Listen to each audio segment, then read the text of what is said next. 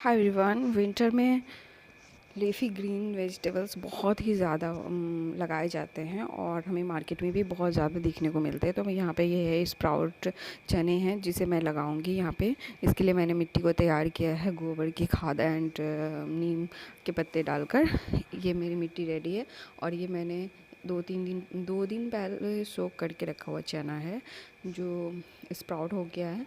तो इसे मैं अब डाल रही हूँ यहाँ पे, इसी मिट्टी में लगा दूंगी क्योंकि इसके साग हमारे यहाँ बहुत खाए जाते हैं।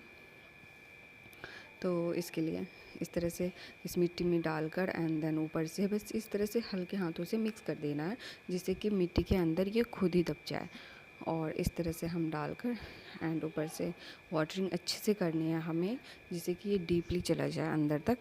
और फिर 2-3 दिनों के लिए वेट करो और ये इजीली लगने वाले लीफी ग्रीन्स हैं जिसे आप विंटर में ज़रूर लगाओ। और इसके हेल्थ बेनिफिट भी बहुत ज़्यादा हैं और ये खाने में तो बहुत ही ज़्यादा टेस्टी होता है। तो इसके लिए हमारे यहाँ इसे ख़रीद कर लाते हैं, बट मैं इस बार अपने टेरेस पे लगा रही हूँ फर्स्ट टाइम।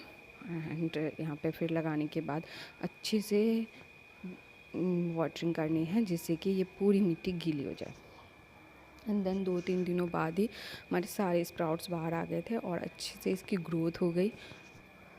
ये कुछ टाइम पहले की वीडियो है, मैं लेट अपलोड कर रही हूँ बिकॉज़ कुछ हेल्थ इश्यूज़ की वजह से।